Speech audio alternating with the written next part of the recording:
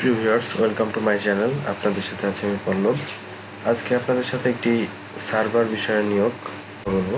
Server বিষয়ক কথা হলো যে আমরা ওয়েব ডিজাইনার যারা আছি অনেকেই ওয়ার্ডপ্রেস নিয়ে কাজ করি, কিন্তু আসলে ওয়ার্ডপ্রেস প্র্যাকটিস করার সময় আমরা যারা বিগিনার আছি তাদের জন্য এই ভিডিওটা মূলত। ওয়ার্ডপ্রেস যখন প্র্যাকটিস করি তখন আমাদের খুবই একটি সমস্যা হয়। সমস্যাটি হলো সার্ভার নিয়ে, সেটা হচ্ছে লোকাল হোস্ট। আমরা সবথেকে জনপ্রিয় আমরা জানি জ্যাম্প, কিন্তু এটাই খুবই সমস্যা করছে ইদানিং। অনেকে আমাকে কমেন্ট বক্সে জানিয়েছে যে আসলে জ্যাম্প সার্ভার ইউজ করা বাদে অন্য কোনো সফটওয়্যার ইউজ করা যায় কিনা। আমি এটা অনেকদিন ধরে দেখছি, তো আমারও ইদানিং দেখছি একটি সমস্যা দেখা যাচ্ছে। সেজন্য আমি একটি নতুন সফটওয়্যার খুঁজে পেয়েছি। তো প্রথমে দেখাই আপনাদের আসলে সমস্যাটা কোথায় হচ্ছে। আমরা জ্যাম্প সফটওয়্যারটি আগে ওপেন করি।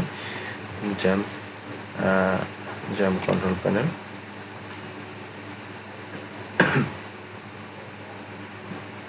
এই জ্যাম্প কন্ট্রোল প্যানেল স্টার্ট করলাম।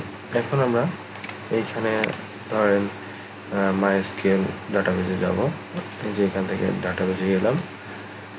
ডাটাবেজে যাওয়ার পর এখানে যে মূলত সমস্যাগুলো হচ্ছে সেগুলো আপনাদের দেখাবো। শুধু ইরর আর ইরর, মানে অনেকে এটা বলছে, এই দেখেন এটা ঢুকলে প্রথমে ইরর, এটা ইগনোর করলাম। ঠিক আছে, আমি নতুন করলাম, নতুন ডাটাবেস ক্রিয়েট করে আমি যদি ইউজার অ্যাকাউন্ট ক্রিয়েট করতে চাই, এখানে ইউজার অ্যাকাউন্ট ক্রিয়েট করতে দিচ্ছে না। ইউজার হোস্ট ফ্রম মাইএসকিউএল বিভিন্ন ইউজার দেখাচ্ছে, প্রায়শই এরকম ইউজার দেখা যায়, শুধু এইটা না। তো আমরা এটাকে আপাতত ক্লোজ করে দিয়ে আমরা নতুন সফটওয়্যার নিয়ে আলোচনা করি। আচ্ছা, স্টপ, হ্যাঁ, এটা কেটে দিলাম। ওকে, আমি যেটা পেয়েছি সেটা হচ্ছে AMPPS। ঠিক আছে, তাহলে AMPPSটা আমরা একটু দেখি। AMPPS লিখে আমরা সার্চ দিব। এটাও জ্যাম্পের থেকে ভালো লাগছে, এটা লাইভ সার্ভারের মতো অনেকটা সিস্টেমটা। এই যে এখান থেকে আপনারা ampss.com আসবেন, আসার পরে এরকম একটা ওয়েবসাইটে চলে আসবেন। এখান থেকে ডাউনলোড থেকে এই যে এখান থেকে আপনারা চাইলে ম্যাকের যেটা আছে সেই ভার্সনটাও ডাউনলোড করতে পারেন, উইন্ডোজের ভার্সনটাও আপনারা ডাউনলোড করতে পারেন। এরপর ডাউনলোড আপনার ভিডিওর সুবিধার্থে আমি এখান থেকে ডাউনলোড করে রেখেছিলাম। এখানে চাপ দিলে ডাউনলোড শুরু হয়ে যাবে। ডাউনলোড করে আমি যে আমার সফটওয়্যার ভিতরে রেখে দিয়েছিলাম, এই যে এখান থেকে এই যে AMPPS, এখানে ডাবল ক্লিক করলে এটা অন্যান্য সফটওয়্যার মতো আমি ইনস্টলও করে রেখেছি ভিডিওর সুবিধার্থে। ইনস্টল আগে করতে গিয়েছিলাম, তখন আপনার এই যে এখান থেকে নেক্সট, এখান থেকে অ্যাকসেপ্ট করে দিবেন, নেক্সট, এরপরে নেক্সট। এই যে এখানে প্রোগ্রাম ফাইলটা কোথায় সেট আপ হচ্ছে, প্রোগ্রাম ফাইলে সি ড্রাইভে সেটা হচ্ছে নেক্সট।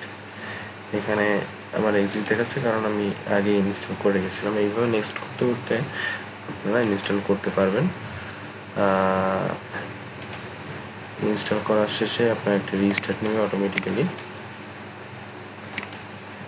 এবং সফটওয়্যারটি চলে আসবে স্টার্ট বারে। দেখেন আমার এখানে অ্যাম্পসটা চলে আসছে। স্টার্ট নেওয়ার পরে রিস্টার্ট নেওয়ার পরে অ্যাম্পসটা এখানে চলে আসছে। আমরা ডাবল ক্লিক দিয়ে ওপেন করবো। ওপেন করার পর এই দেখেন এখান থেকে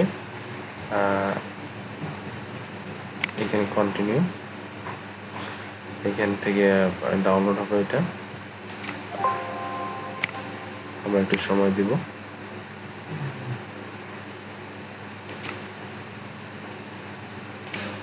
তো দেখেন আমাদের সফটওয়্যার ক্লাস যেটা ছিল সেইটা ইনস্টল হয়ে গেছে। এই যে পর আমাদের এক্সিস্ট আছে দুইটা, আমরা এখানে অ্যালাউ করে দিব। হ্যাঁ, এটা অ্যালাউ করা শেষ। আমাদের এখন এই যে রানিং হয়ে গেছে। এখানে যে অ্যাপাসি আর মাইএসকিউএল দুইটাই অন আছে। আমরা চলে যাই হোমে যাওয়ার পর এই দেখেন এখান থেকে আমাদের ড্যাশবোর্ডটি আমরা দেখতে পাচ্ছি। এটা অনেকটা সি প্যানেলের মতো। এই যে এখান থেকে আমরা ওয়ার্ডপ্রেস ইনস্টল করতে পারবো। তো ওয়ার্ডপ্রেস ইনস্টল করাটা আমরা পরের ক্লাসে দেখব। আজকে আমরা জ্যাম্প সফটওয়্যারটি আনইনস্টল করা দেখে আসি। তো এখান থেকে আমরা অ্যাপাচি মাইস্কুল দুইটাই অফ করে দিলাম, হ্যাঁ অফ করে দিলাম, দিয়ে এটা কেটে দিলাম, ক্লোজ করে দিলাম। হ্যাঁ এই যে ক্লোজ করে দিয়েছি, দেখেন এখান থেকে আমরা ক্লোজ হয়ে গেছে।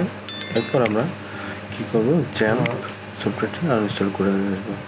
তো আমরা উইন্ডোজ 10-এ স্টার্ট বারে চাপ দিব, তারপর এখান থেকে যে কোনো একটা সফটওয়্যার, ধরেন যে আমি অ্যাডোব প্রিমিয়ার প্রোতে রাইট বাটন ক্লিক করে আনইনস্টল এটাই ক্লিক করলাম। এটা হচ্ছে সব থেকে আনইনস্টল করার সব থেকে সহজ পদ্ধতি। এখান থেকে এরপর জ্যাম্প, এখানে রাইট বাটন ক্লিক করলাম, রাইট বাটন ক্লিক করলাম, আনইনস্টল আর চেঞ্জ, আনইনস্টল এখান থেকে আনইনস্টল করে দিলাম। দেখেন এটি আনইনস্টল হচ্ছে।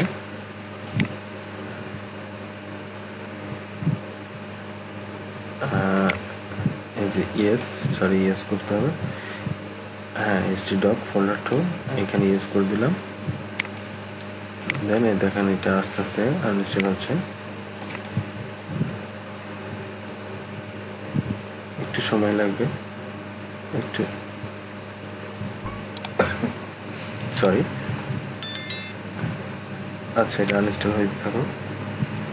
তো দেখুন এই যে আমাদের জ্যাম্প সফটওয়্যারটি আনইনস্টল 100% কমপ্লিট হয়ে গেছে। এখানে আমরা অফ করে দেবো, দেন এটা আনইনস্টল হয়ে যাবে।